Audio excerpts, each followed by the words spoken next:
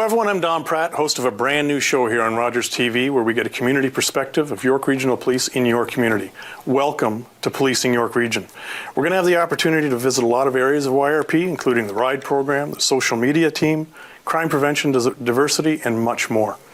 Coming up on today's show, we're going to have the Marine Unit with Sergeant Chris Hyland going over some ice safety tips. And right now on our show, we have from the 3 District Corps Unit, Sergeant Sarah Riddell. Sarah, welcome to the show. Thanks, Don. Thank you. It's my pleasure to be here with you. So what is 3 District Corps Unit? What is Corps Unit? So CORE stands for Community Oriented Response, okay. Which is a perfect, really, description of what we do. So we're a small team working out of the station on baseline, and our main function is to deal with issues that arise in the community. Okay. So we do events, Santa Claus Parade, The Rock. We assist with food drives, with our auxiliaries and our volunteers, as I'm sure you know. Yes, yeah, it's a great network. It is a great network. So we're working with those partners in the community. Right.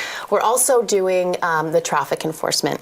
Right. In the Georgina area. So a lot of our enforcement is based on complaints from people who've identified a problem stop sign or a speeding or something along those lines. So what are typical complaints that you have to deal with in your office on a daily basis? Well, mainly traffic. There's a lot of traffic complaints.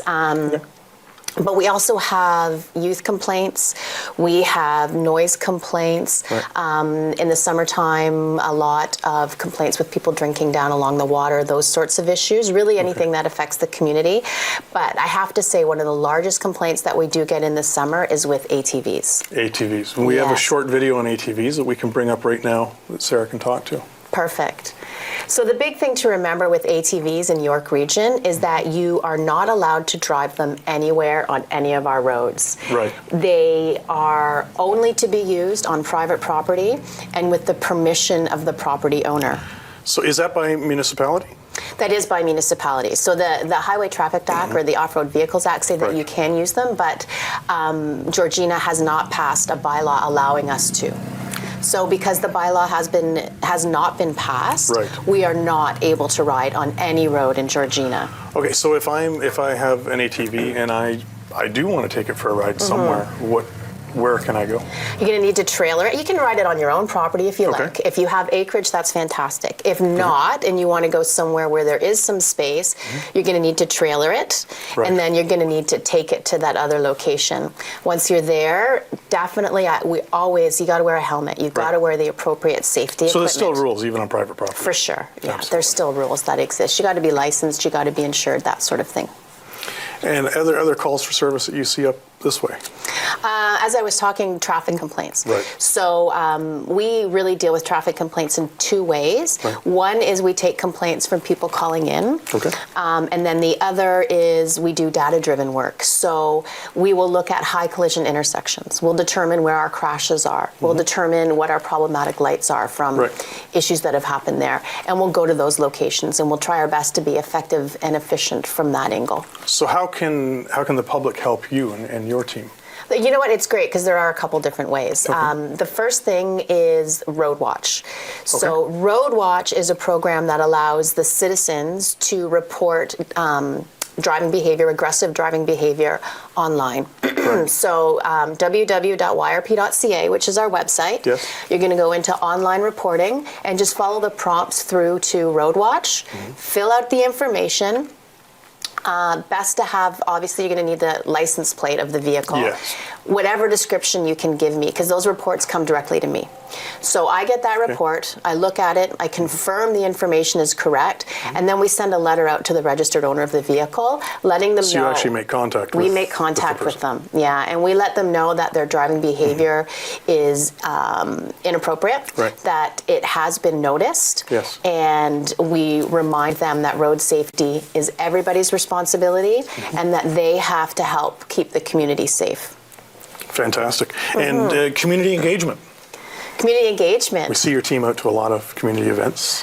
We do. You know, we're out for everything, which is, I think, the best part of the job. Absolutely. Right? We do all the Santa Claus parades. We do all of the holidays. So we'll do Canada Day in the summer.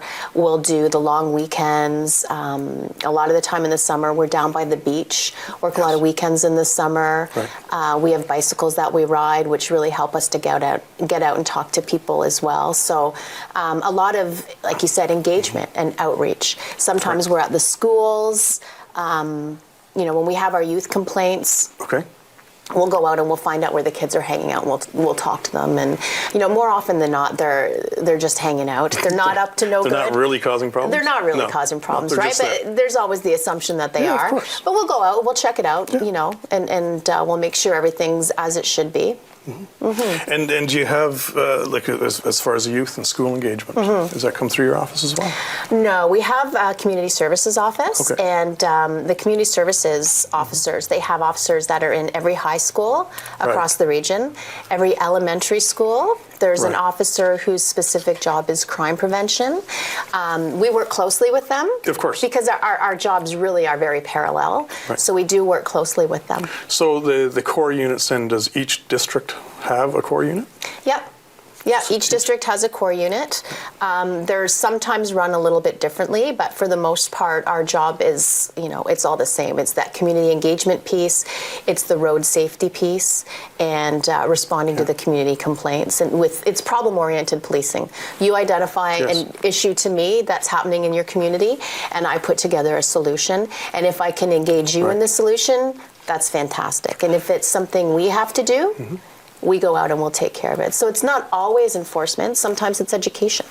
Right. So, and with the one conversation that came up earlier today was impaired driving. Yes. Is that an issue in York Region?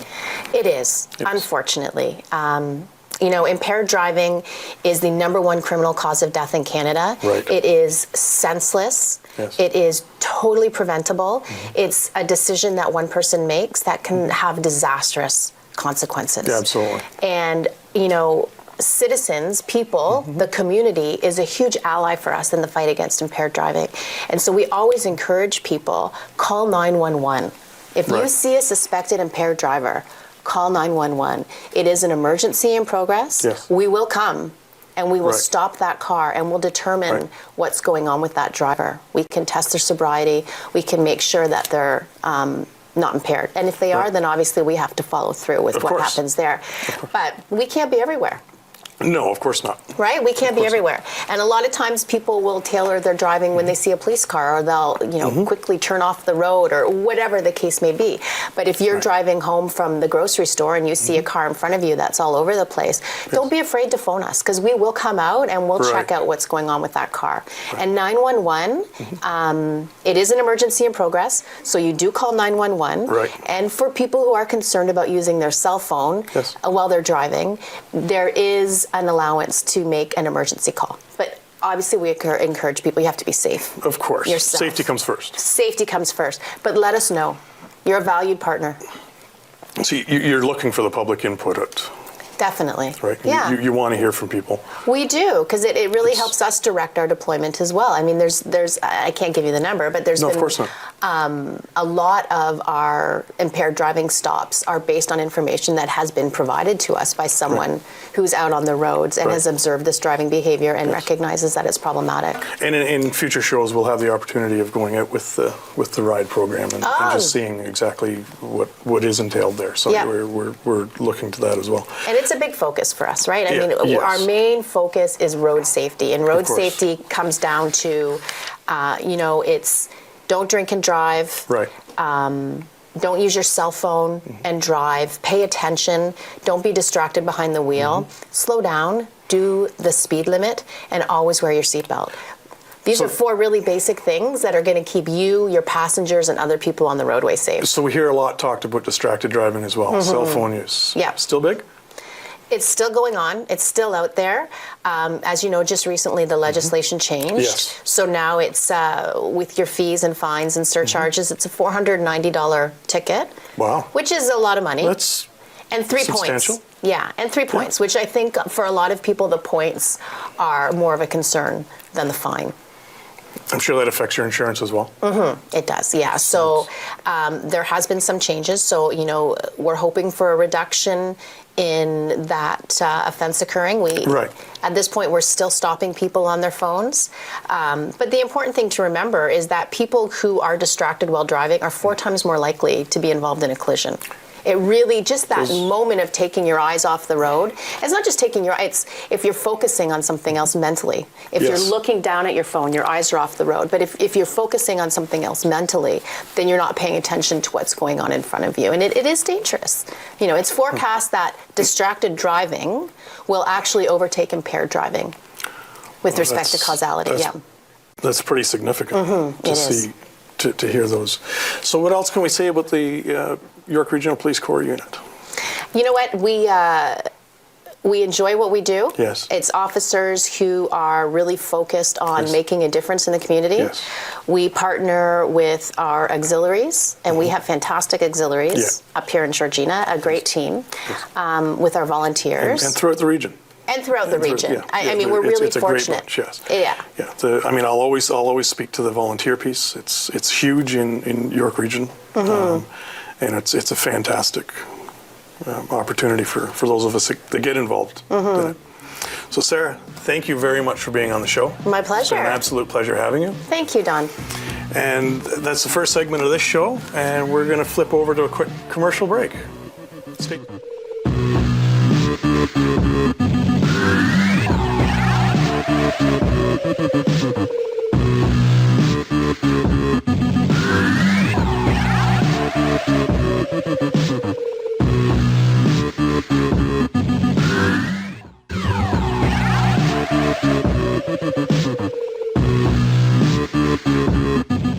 Hi, I'm Constable Gould with York Regional Police Marine Unit, and with me today is Stephanie Rankin from the Canadian Safe Boating Council. Today we're talking about cold water. If you fall into cold water, you'll want to remember a 1-10-1 principle. What this means is you'll have 1 minute to get your breathing under control, 10 minutes of meaningful movement, and up to 1 hour before you become unconscious due to hypothermia. In order to make it to that 1 hour, you'll want to be wearing a life jacket. That way your head will remain above water and your airway open. So although the air temperature feels warm, that water is still cold. To learn more about cold water risks, as well as additional boating safety information, visit csbc.ca. Thank you for that message from York Regional Police. Up next, we have from the Marine Unit, Sergeant Chris Hyland, to talk about ice safety. Chris, welcome to the show. Thanks, Don. Good to see you again. Great to see you. So what's happening out on the lake? It's one of those times of the year where ice safety is a big topic. What's happening out on the lake? Well, first off, for Lake Simcoe, March 15th is the deadline to have ice huts off the ice. That's permanent huts. Okay. So, as everyone's aware, this year we've had a lot of fluctuation in the weather. Yes. We've had a week of warm spell and rain, then we'll have a week of good cold weather. Right. I was in the Marine Unit from 2003 until 2009, and then back again now since 2014. This is the first time in all the years up here that I've seen the lake open all through February. So just a week ago from Fox and Snake Island, for a couple of kilometers all the way over to Sybil Provincial Park, we had open water. So the ice really hasn't had the opportunity to form well this year. There have been areas such as Cooks Bay, Port Bolster, Beaverton, Holmes Point, where it's a little more sheltered, where the ice has gotten thick. When you talk to ice hut operators, they'll tell you, we got a good 16 inches of ice out there. For them, that's good, but for us, you know, you're talking 5 or 6 inches of white ice, which is not strong, filled with a lot of air. So we've had constant reports of vehicles going in. Just a week ago, 2 or 3 vehicles at Rayners Road. We had a vehicle in the south end of Cooks Bay by Young's Harbor go in. Yes. We had a snowmobiler go in recently, 2 actually, one near Georgina Island, and again one near Rayners Road.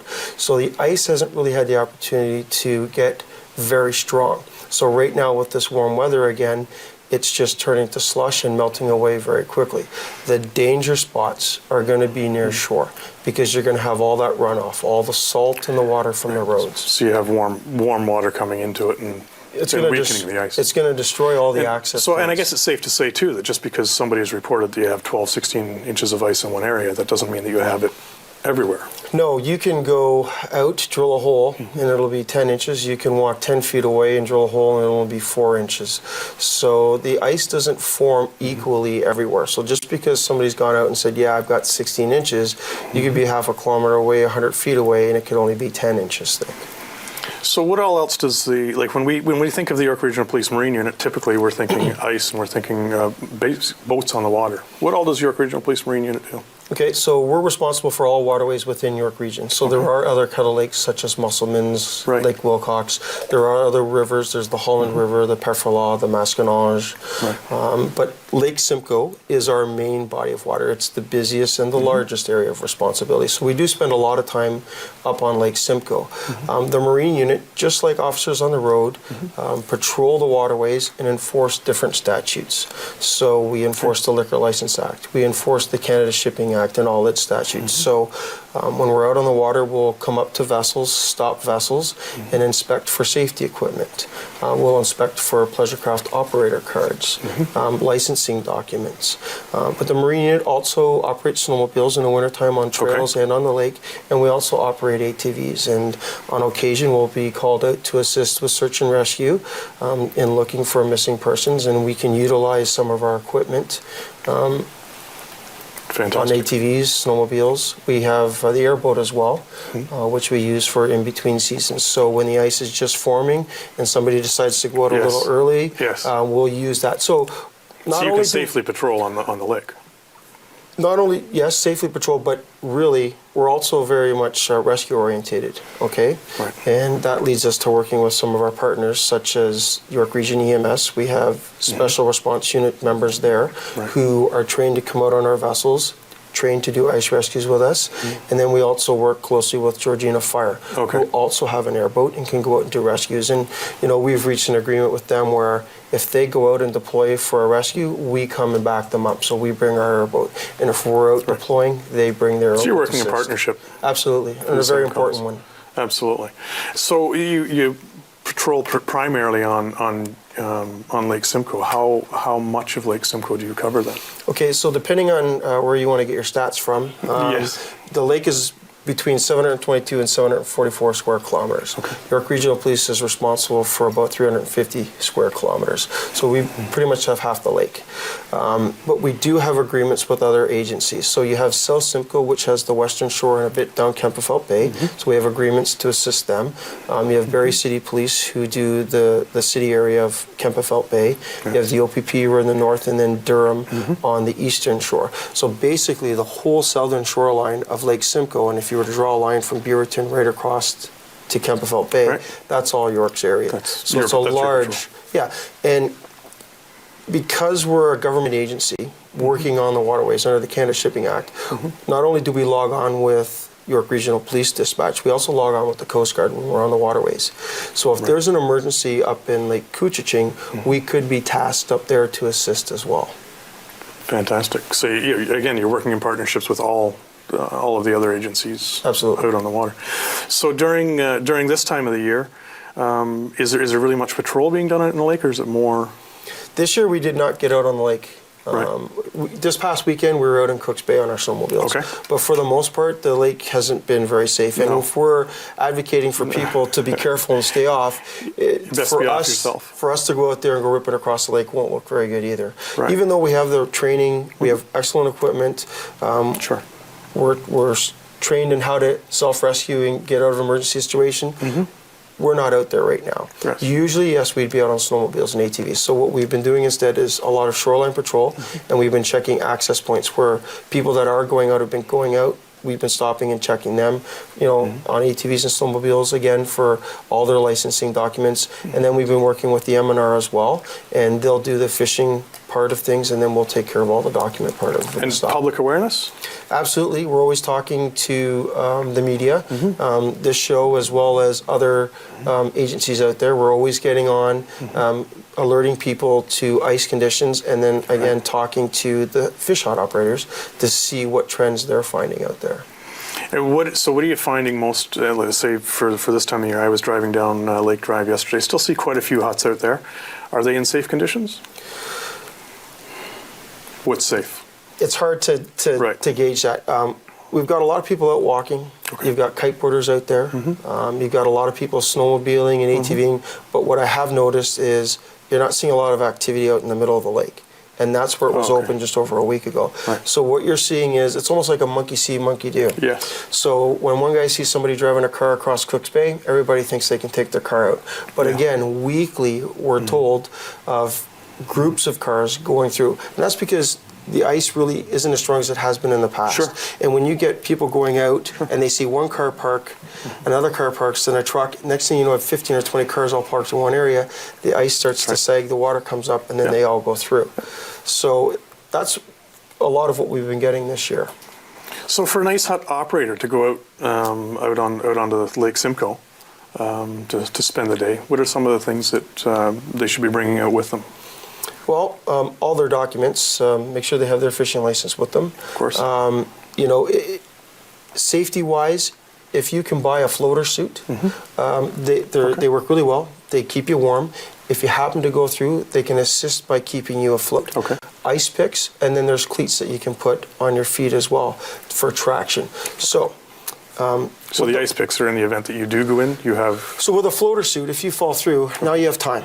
Okay. So at the beginning of the episode, so the first minute falling in that cold water, you're going to be in shock. You're going to be panicking. That's where you need to gain your composure, get yourself under control, put your arms up on the ice shelf that you have, stabilize yourself. Then you need to think and go, okay, I have ice picks with me. Pull out your ice picks, separate them, and then you're thinking, now I need to survive and I need to get out of here. And you're going to pick, pull, and you're going to kick. And if you get out of that hole, you're going to roll away, and then crawl away, and then whatever path you took, that's where you want to go, because you know that that area is safe. Get to that pathway and make your way back to shore as quickly as you can. Right. So what? And so you're saying about the suit and the picks. Is there anything else that they need out there? You know what? How about a plan? Yes. How about I call you, Don, and tell you, I'm going to go fishing today. Here's the time I'm going out. Here's when I expect to be back. Right. You don't hear back from me, say a half hour after I tell you I'm going to be back, there could be something wrong. Yes. Come and check on me, try and reach me on my cell phone, or at that point, call emergency services personnel to come look for me. Fantastic. And what other things does the Marine unit do? Well, so basically, let's talk about patrolling the waterways. Absolutely. We have a lot of partners that we do work with. We will take the M&R out with us. We do have the media come out for ride-alongs. So basically, when we're out on patrol, it's just like being in a car on the highway. The only difference is we work in a very unique environment. Yes. Right? So quite often we'll be out there assisting people with tows. You know, somebody might go out there and their vessel could break down. Our main part of our job, though, is stopping vessels, checking for safety equipment, and making sure that everybody has all the proper documents on board.